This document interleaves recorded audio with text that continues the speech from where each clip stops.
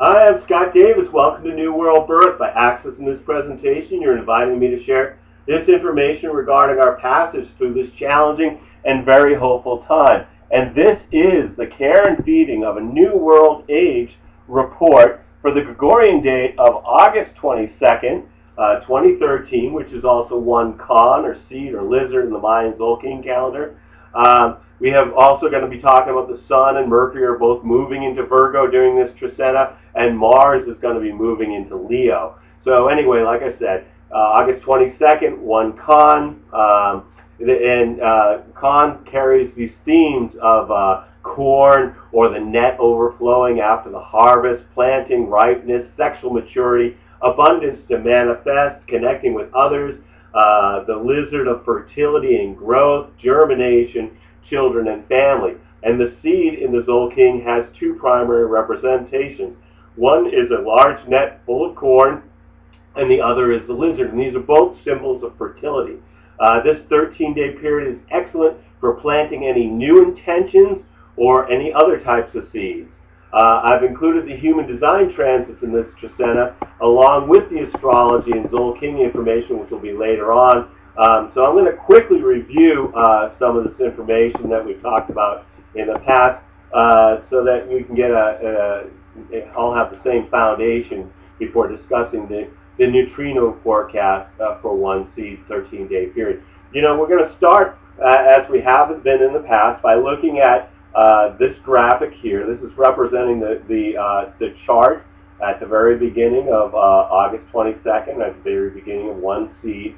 And what's in the outside of this ring in black, those glyphs represent the sun and moon and other planets and nodes and things of that nature.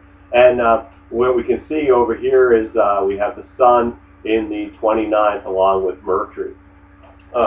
So anyway, the difference between what we look at with human design as opposed to astrology. In astrology, we're looking at the planets and these points as they map to zodiological constellations, and we look at how they map to each other by the angles they form between each other. So in this, we're going to be looking at the planets and nodes and the Sun-Earth axis in relation to hexagrams of the I Ching. And I have this blow-up for the just now chart. And over here, we can see the circle with the dot in it. That represents the Sun. At the moment of the beginning of the trecena. This right next to it is Mercury, and we can see that right at the end of Leo, just about to go into Virgo, but we also see that they're in the 29th hexagram. Down here we've got Jupiter in Cancer, but that's in the 39th hexagram. We have Mars also in Cancer in the 62nd hexagram, and up here we can see that we have Venus is in Libra, but it's also in the 18th hexagram. So basically what we're looking at is all those points get mapped into the body graph. And what the body graph represents is we have these 9 centers. And the 9 centers really are an evolution in human consciousness. That we've moved from having 7 chakras. Back in 1781, we mutated and we no longer have 7 chakras. Instead, we have 9 centers. And then the pathways between them come from the Kabbalistic tree of life. So the sun over here in the 29th hexagram is mapped to this energy channel, and specifically to this gate, which is the 29th gate of saying yes. And it's located in the upper right-hand side of the sacral center in an abstract collective energy channel called the Channel of Discovery. And I found Human Design to be an amazingly accurate, and it's really my primary tool when I provide readings. All these black strips of paper on here represent the gates being activated by the sun, the planets, the nodes, regardless of whether they form a channel or not. So we have the following hanging gates in our potentials at the beginning of the one lizard trecena. The Earth is here in the 30th gate, in the fates. We've got the Sun here in the 29th gate. We have the North Node is over here in the 44. The South Node up here in the Ajna Center in the 24. Mercury is also here in the 29 where the Sun is. Mars is up here in the 62 at the upper part of the Throat Center. Saturn is in the 28th gate coming out of the Splenic Center. And Uranus is in the Ego Center in the 21.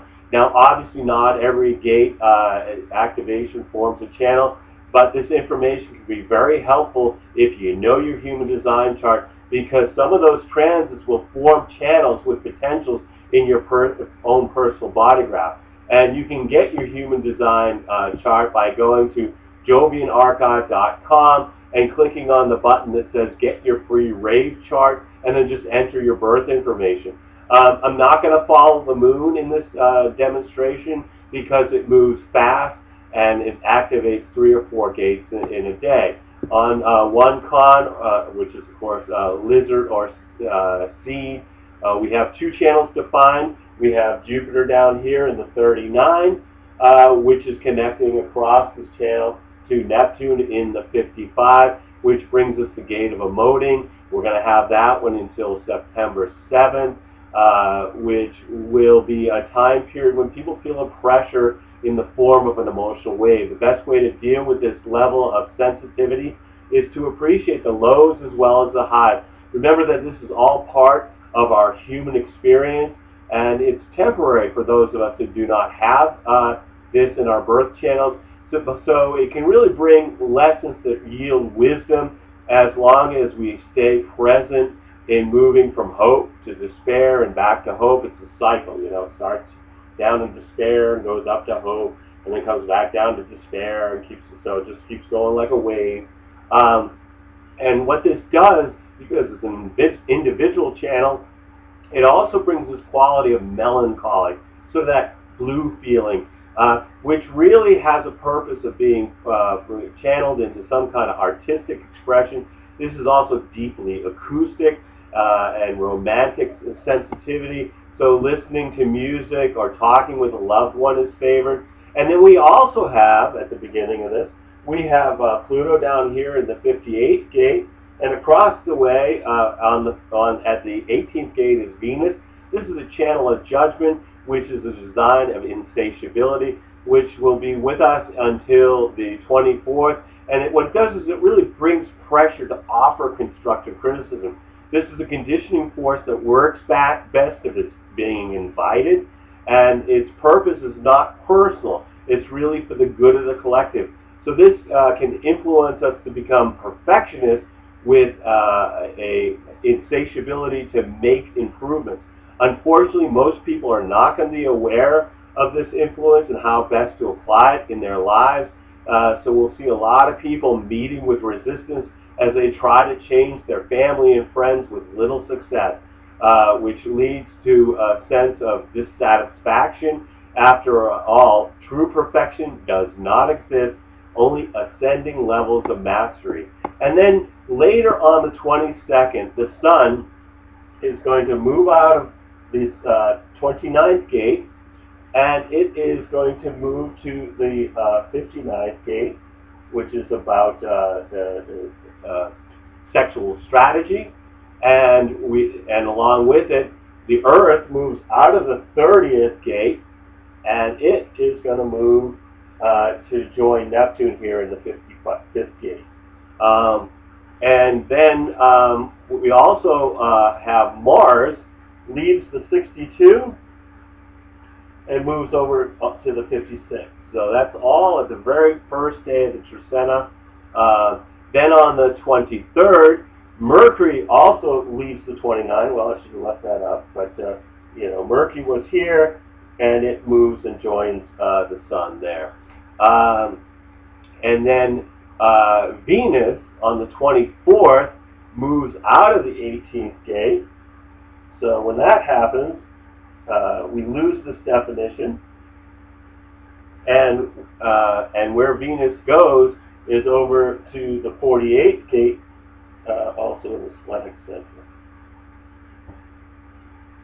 All right, and then then on the 26th, Mercury moves out of the 59, and it's going to move over to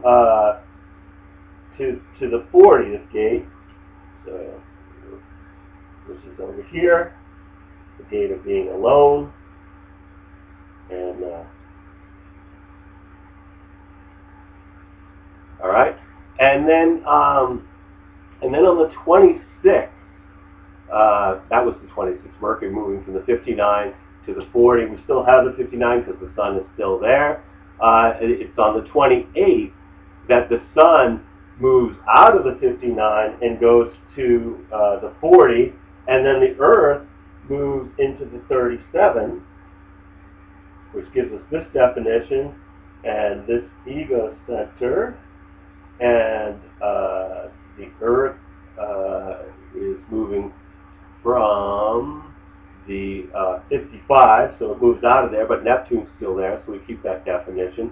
And this, on the 28th, when the sun moves into the 40 and the Earth moves into the 37, this polarity actually forms a channel that's called the channel of community, and that will be with us until the very end of the Trecena on September 3rd, before it moves on. What this brings is really energy where people will wonder where they belong in the scheme of things. They're going to try to live this out. It'll be a time of thinking about marriage and family as the foundation of community. Fairness becomes more important under the influence of the channel of community, and balance becomes important in all aspects of life. People will explore how they fit into their community, and then on a kind of a mystical level, where they fit into the universe and what their true purpose is. And then on the 29th, Mercury is going to leave the 40, but we still have the sun there, and it moves up into the 64, which is up here in the Ajna Center. Sorry, 47. Nope, 64. And up in the head center, Venus at this point also moves. It's moving from the 48 to the 57.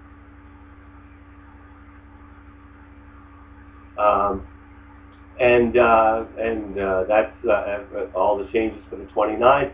The 31st, we have Mars leaving the 56 and moving into the 31. Okay, and then on the 1st, September 1st, Mercury is going to go from the 64 to the 47.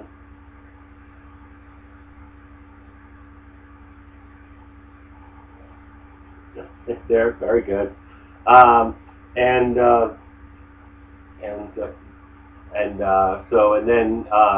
What we're going to, and then on the 3rd, this is when the sun is then going to move out of the 40, and it moves up to the 64. So with Mercury in the 47 and the sun in the 64, that's going to create a channel as well. So we have to, at this point, we put up an Ajna center and a defined head center, and we got to move the Earth. The Earth was in the 37, and so that moves out, which means we no longer have the ego center defined, and the Earth is now moving to the 63, which is right over here. So we've got a lot of activity up between that head and the Ajna center. So anyway, with the sun moving into the 64 and Mercury in the 47, this channel here that's defining the head and the Ajna center is the channel of abstraction. We're going to have it until September 6th. The energy of this channel is about creating something new out of something old. It's about abstract thoughts being brought into the collective consciousness through the arts, philosophy, history, and culture. This is really wonderful energy for telling stories, about our experiences that inspire others, but it also can really bring confusion if we're trying to resolve our own issues. So the metaphysics of September is the 9th month. And with the digits of 2013, when we add them all together, we get 15. And when we add the 1 and the 5 together, they tell us that this is a 15-6 month in numerology. In basic numerology, we reduce the numbers down to a number between 1 and 9. So when you think about 6, it represents a time of review after gaining the insights that we had during the 5 months. This is about finding balance by sorting out, to determine what we want to keep and what sort of fulfills its purpose and can be released. These qualities are also shared by the sign Virgo, which is the placement where the sun is at the beginning of this month. 6 months want resolution and harmony, which is also the theme, because if you think about it, 2013, you add those digits up, this is a 6th year. So we're in the middle of a 6th year, and so the 15-6 combination is represented by the devil for the 15 and the lovers in the tarot cards, which is about facing our bedevilments or problems with a tenacity and humor to hone ourselves in our relationships to the other. And 2013 represents the lover's year, which reminds me of this passage from the I Ching. But when two people are one in their innermost heart, they shatter even the strength of iron or bronze. When two people understand each other in their inmost hearts, their words are sweet and strong, like the fragrance of orchids. So before I get into the daily energy of the seed Trisena and all the planets now appear to be moving direct from our perspective here on Earth, except for with Chiron, Uranus, Neptune, and Pluto, who is almost going to be turning direct very shortly. So I'm just going to break down what these retrograde planets are about as they're moving in reverse motion. I've talked about it. These are outer planets.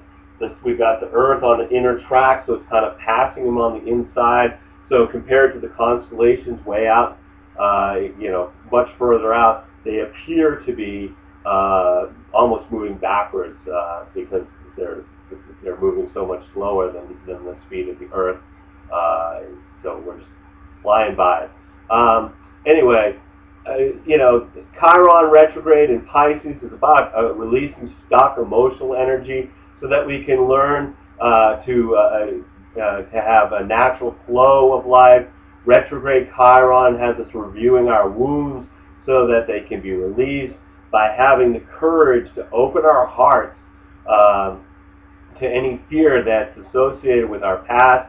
When Chiron is in Pisces, people are going to be willing to sacrifice their individual pain in hopes of finding bliss through universal consciousness. At worst, it can bring up, this can manifest as folks trying to justify their victimhood as some form of martyrdom. This should really be about transcendence and surrender without losing ourselves in the experience. The retrograde aspect brings a longing for lost loves and memories of our losses, and it encourages us to return and look at our core wounds to bring them to the surface so that they can be healed. Retrograde Uranus in Aries. This is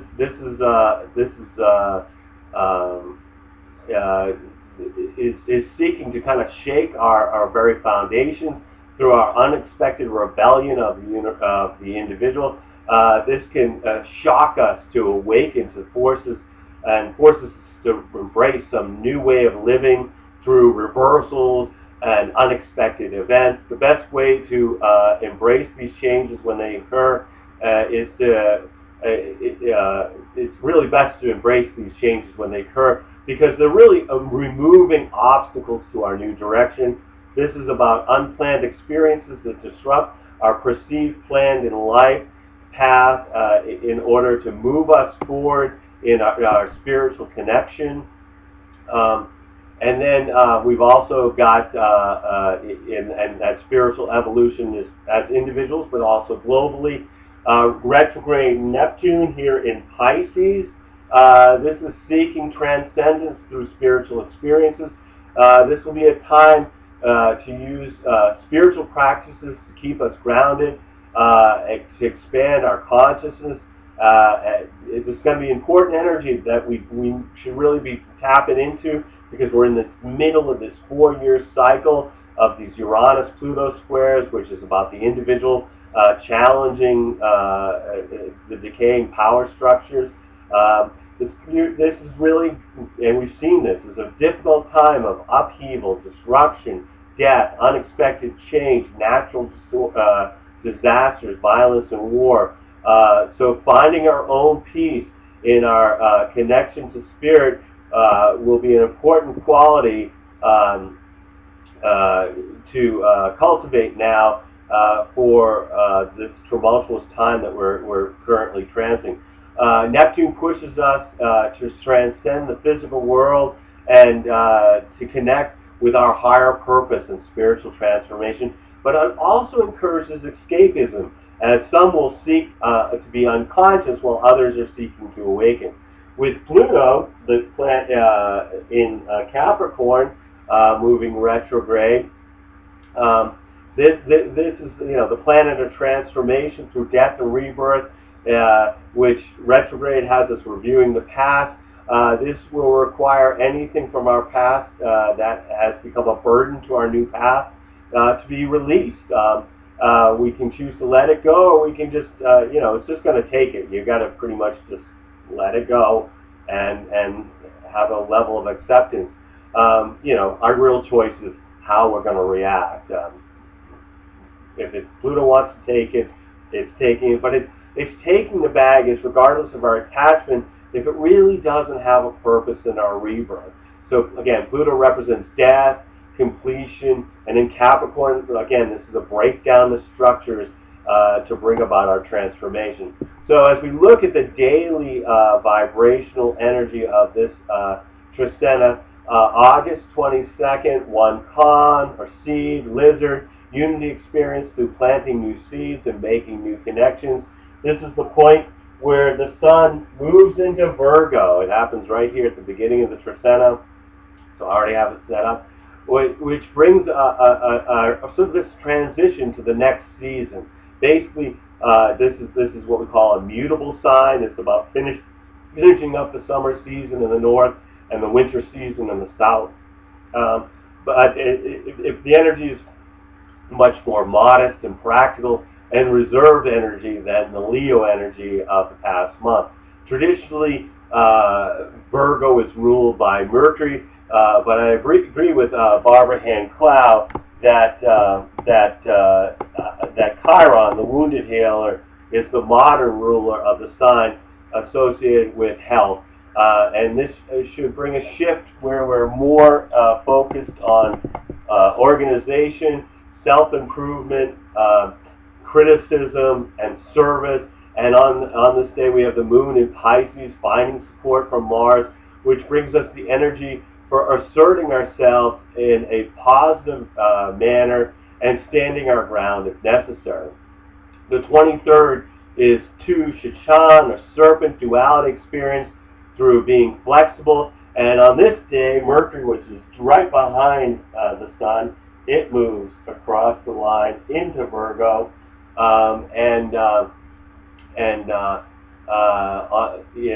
this brings kind of a more analytical aspect to the mind and grounded communication. Again, Mercury is the traditional ruler of Virgo. People are going to be drawn to know the facts and with wanting to explore all sides of the question before making up their minds. Basically sloppy communication and thinking will find that there's less tolerance when we think of things, and when we just talk about things, before we and speak about them before we've actually thought them through. So this is going to really be more supporting articulate and practical information with beautiful organization. The moon is in Aries. It's opposed by Venus, challenged by Pluto, and it urges sort of pleasant energy for sensual experiences and rich food, but a caution against overindulgence with Venus. And then we also have this compulsion to act in ways that may not be good for us in the long run. So who knows? Maybe you have that extra piece of cake. On the 24th is 3 Chemi, or transformation, taking action through releasing what no longer serves us, with Venus squaring Pluto. Okay, so Venus is here in Libra, and Pluto is over here in Capricorn. So here we are with the Earth. A square basically is, from our perspective here, this is a 90-degree angle. And then we also have the Sun is conjunct Mercury. So Mercury's moved a little further around, and it's at exactly the same degree of Virgo as the Sun is. Venus square Pluto has us, beginning the theme of what we're moving towards is this cardinal grand cross, and I talked about it in the last report. This is going to, and by the cardinal grand cross, it means we have at least 4 planets in cardinal signs, and they're all either opposing each other or at a 90 degree to each other. And just to review what they are, we've got, we'll start over here. We have Jupiter, we'll start here. We have Uranus in Aries, first sign here. Uranus in Aries at a 90-degree angle to Jupiter in Cancer, and Venus, and then opposing Venus in Libra, and then the Jupiter in Cancer is going to be opposing Pluto in Capricorn. So basically what we're looking at is these things make a cross, a 90-degree angle cross, which is going to be, affecting us for the entire end of August. What it does is it really intensifies our emotional experiences and expressions, and particularly this Venus Pluto is going to bring a few days where it's much more challenging for relationships. It brings secrets out into the opening. This might also be a time of being drawn into powerful love experiences that change our consciousness, at least for a time. This can bring challenges to relationships. It also that our only resource really here is to surrender. Recourse here is to surrender to accommodate the shift. This can be difficult because people really crave stability in relationships, and at this time, relationships are anything but stable. Probably the best option is to hold loosely to those that we love for a few days before and after the 24th, and this could be a time when we might hear from or contemplate contacting a former lover. We also have on the 24th, we got the Sun conjunct Mercury in Virgo. This is great for expressing ourselves and thinking in an organized fashion. We need to be watchful that we listen to others as this energetic wants to communicate, and we can get our point across, but we want to be polite and allow others to do so as well. Expect this to be a day where there's an increase in phone calls, meetings, emails, and so on. And we have the Moon in Aries, merges with Uranus, is challenged by Jupiter, which brings a day when people feel impulsive and are acting rashly, with the moods changing quickly and unexpectedly. Along with people with Jupiter, we've got benevolent and generous feelings for those who are in our immediate environment.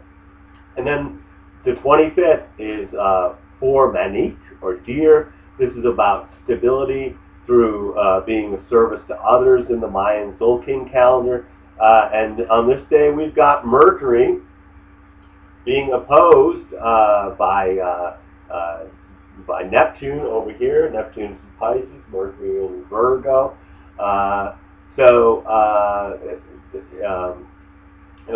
This can really bring a day of confusion with a great deal of information coming into our mind that may not make sense. When it immediately comes in, we feel a heightened sensitivity with a little ability to filter to gain clarity. This is not a day to make any kind of permanent commitment based on the experiences of the day. So over the next few days, we'll gain clarity about the download of new spiritual awareness that we get on the 25th. Folks may feel confused, anxious, and have a lower tolerance for stress on the 25th. And then the moon is challenged by Mars, opposed by the Sun and Mercury, and in harmony with Neptune and opposed by Saturn. The day's energies begins with people feeling irritable, which could lead to needless disputes.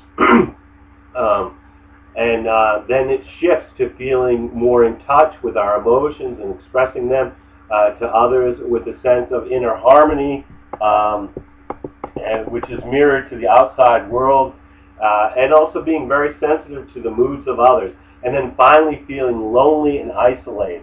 August 26th is 5 Lamat, or star empowerment, through being grateful for abundant relationships as as Venus over here is opposing Uranus. Again, we're getting more and more of this activation of this of this Grand Cross. So we're going to have sudden, unexpected occurrences in a love relationship are possible. It doesn't necessarily have to be negative. This can be unusually and stimulating, but it could also really be destabilizing. People will be driven to have exciting activities and experiences. So the routine in relationships will not be satisfying on this day, and any unresolved tension in love relationships may cause a rupture in the pairing. Relationships that begin under this influence will provide a break from the mundane, but they may not be long-lasting relationships. So if you start a relationship during a Venus-Uranus, probably going to be very exciting, stimulating, but might be short. And then we've got the Sun opposed Neptune. So we've got the Sun here in opposition to Neptune. Again, this is a 180-degree angle. This brings considerable confusion and uncertainty, but it also offers sensitivity to others and their needs, which can lead to a new awareness. This is likely to be a day when people may just agree with others to avoid any type of confrontation. It's best to avoid playing the victim or the martyr role if you feel you just can't accept yourself under this influence. It's best to delay any disagreements until you've given yourself time to reflect on the issue.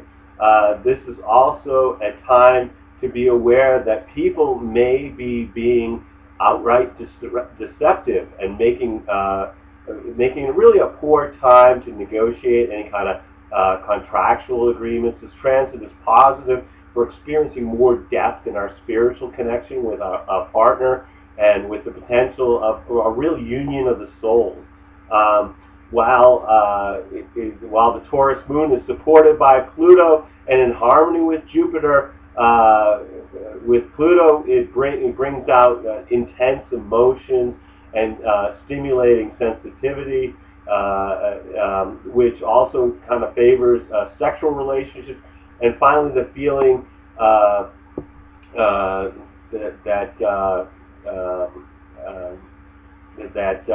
of being in the flow and having some sense of wholeness. The 27th is 6 Maluk, or offering in the Mayan Tzolkin, which is about being in the flow through appreciating creation, while Mars now moves into Leo. So Mars makes this corner over here, comes into Leo, which is a much better placement for Mars. Leo is fiery energy. Mars is the warrior. And Mars will be in Leo until mid-October, emphasizing dramatic action, a heightened drive to be creative, also energizing us to see the lighter aspects of life and be a little more joyful.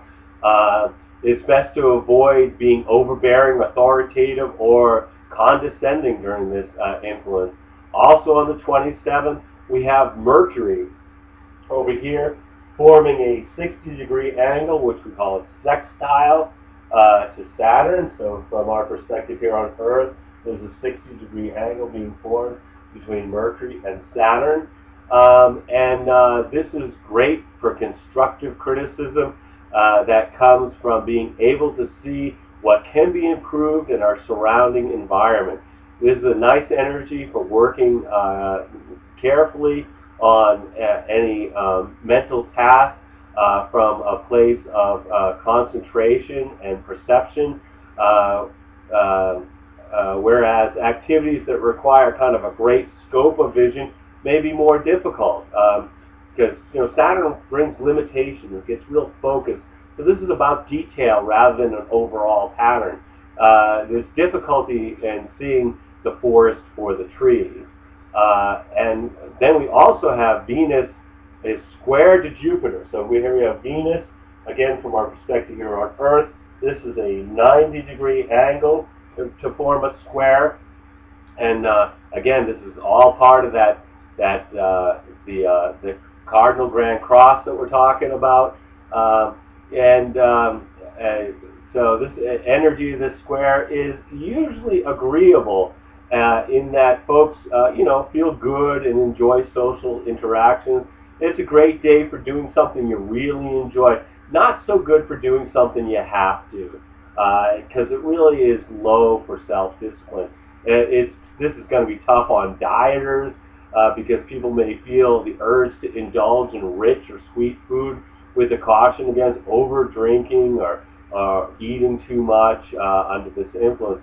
This also applies to shopping, as we will have a tendency to overspend on non-essentials. With the moon in Taurus is also stimulated by Mars, which brings a desire to work independently from others. And then August 28th is 7 Ak, or dog. This is about reflection through enjoying family and friends. And then on this day we've got Mercury. Here again, it's in Virgo, from our perspective on Earth, forming a trine. This is a 120-degree angle to Pluto. So this brings a concern about deeper issues in life. This has people wanting to dig below the surface to uncover mysteries, and on a personal level, it can be excellent for doing some inner work, but it might also be a good day for some alone time to just kind of discover our deeper dimensions of our psyche. Communications may seem really serious or profound under this influence. Thoughts will become much more focused and gain insights more about important developments. And this is when we have the last quarter moon. It's in Gemini. It's being challenged by Neptune and the Sun and Mercury, and stimulated by Uranus. Today's emotional wave moves from daydreams and fantasies feeling more important than reality, and then we encounter challenges to our daily routine.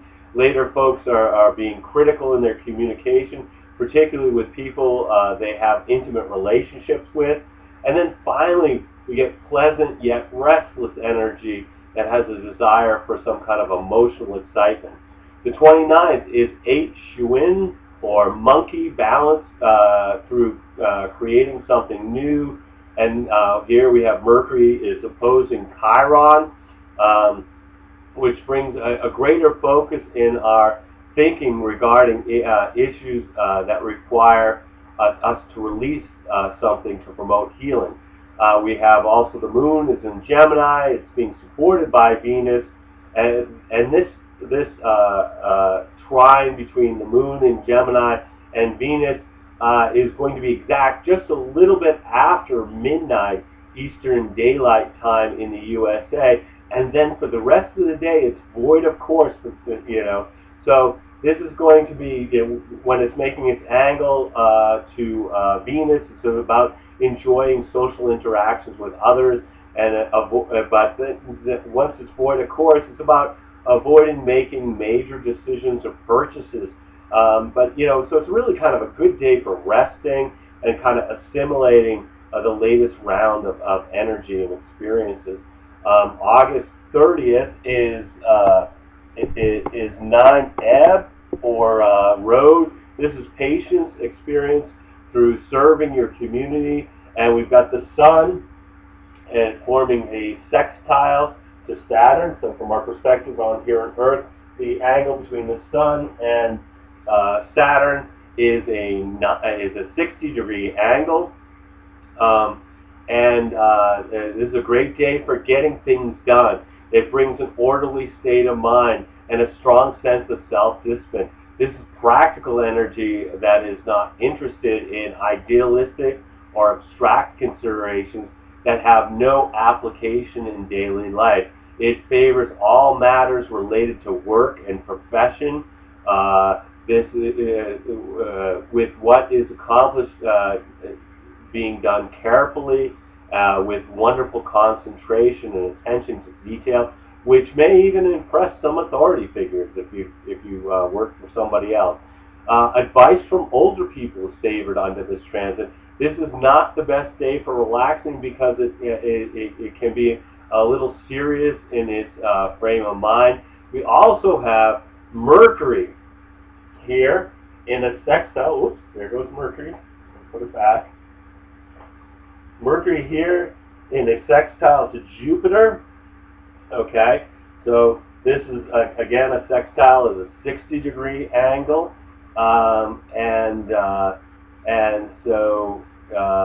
this is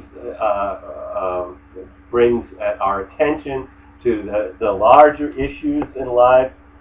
Many will find that their minds are wandering to thoughts about the future, as our hopes and wishes are more important under this influence.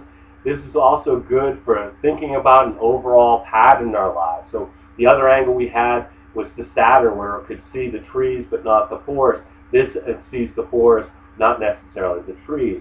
So this can be really optimistic as it brings a positive attitude. It's also good for business negotiations, contract discussions, commercial transactions, as well as anything that's dealing with the law. Travel also benefits, so this might be a good day, good energy to start a trip. And then we have the Cancer moon finding support from Neptune and Saturn and harmonizing with the sun. So energetically, the day moves from our innermost consciousness, innermost subconscious fantasies and daydreams, really confusing our reality, which can be might not be great for accomplishing much at work, but later on it kind of settles in with the Saturn energies being a little more sober and realistic view of life, and then later feeling a balance between our inner and outer worlds when it's interacting with the sun. The 31st is 10 Ben, or reed, or corn, which is about 10 is manifestation through, and Ben is about maintaining the home. And we have the moon in Cancer opposed by Pluto, challenged by Uranus and Venus, merging with Jupiter and in harmony with Mercury. That's a lot of stuff in one day, which brings deep emotions rising to the surface, and then later people are likely to act hasty and jump to conclusions, and then even later it shifts to good feelings and generosity towards others with lots of people chatting with their friends and neighbors and coworkers, and then finally just having pleasant energy to be with friends and loved ones. And then September 1st is 11 Ish or Jaguar, resolution through enjoying nature, as the sun over here in Virgo is formed a trine from our perspective here on Earth. So again, from the Earth, this angle is 120 degrees for a trine, and this brings energy for very intense and powerful experiences, which can yield wisdom about our inner workings of the world, but it's also particularly related to our personal lives. So this is great if you want to do some real inner work. It's, it's also great energy for any kind of investigation or study. If you want to start something like that on that day, it's going to be empowering. With Pluto, we're talking about transformation through what empowers us. So making these changes could lead to a sense of deep satisfaction. This energy is quite forceful, so it's really important that it's used for reforming ourselves for the greater good. As the moon in Leo makes no angles and is vorta course until moving into Virgo, this does not favor any real major decisions or purchases, but it's a good time again for resting and assimilating this energy. And with the Pluto Sun energy, that's really about inner work and transformation. So don't be out shopping. Be home and just kind of noticing what you can discover about your inner world. The second, 12, Men, Eagle, understanding through seeing from a higher perspective, with the Leo moon merging with Mars and challenged by Saturn and finding support from Uranus, which moves from experiencing irritable moods and critical communication to people feeling a little lonely and isolated, and then finally having the impulse to engage in activities that make us feel more alive. And then the last day of the Trisena, September 3rd, which is 13 keys, or wisdom in the Mayan Tzolkin calendar, movement to the next stage through introspection, meditation, and forgiveness, with the moon in Leo harmonizing with Venus, which is about having pleasant energy to be with friends and loved ones. So no matter what energies are affecting you during the 1C Trisena, just take some time out to be in the flow of the planet by being in nature or watching a sunrise or a sunset or communing with the stars, being conscious of the moment through introspection or meditation, or just really being conscious with somebody you love. Every day is a blessing, no matter what the dramas are that beckon to distract us. We're all here just giving the performance of a lifetime on the world stage. Just take some time out to observe the play as well as act your part by remembering you are a spiritual being that's having a human experience. As always, I want to thank you for checking out New World Birth. The next segment of Care and Feeding of a New World Age will be on September 4th, 2013 for 1 Kaban or Earth. We'll also be talking about the Virgo new moon, Mercury moving into Libra, Venus moving into Scorpio, and I'll be discussing the astrology of September 2013 and providing some short human design readings to the participants of the Earth Needs Rebels show on Orion Talk Radio on Monday, September 2nd. As always, you can check us out on Facebook, YouTube, the Mayan Magics website, and I encourage you to share this information as videos or as text as widely as you choose. And as always, I invite you to contact me at newworldbirth@yahoo.com if you have any questions or wish to schedule a reading. And I am providing readings and wish to make this service available to the greatest amount of folks. So just so you know, the radio readings are going to be 10-15 minutes. The readings that people get from me privately usually round up around 2 hours. I mean, there's just so much information. If you realize how much information I put in these videos, you can probably imagine how much information I will give you about yourself in a reading. Like I said, you know, these readings are designed to help you have the information to navigate these difficult times. At the basic level, we look at your human design chart and to help you understand how to use your individual strategy and authority in making life decisions based on your unique design.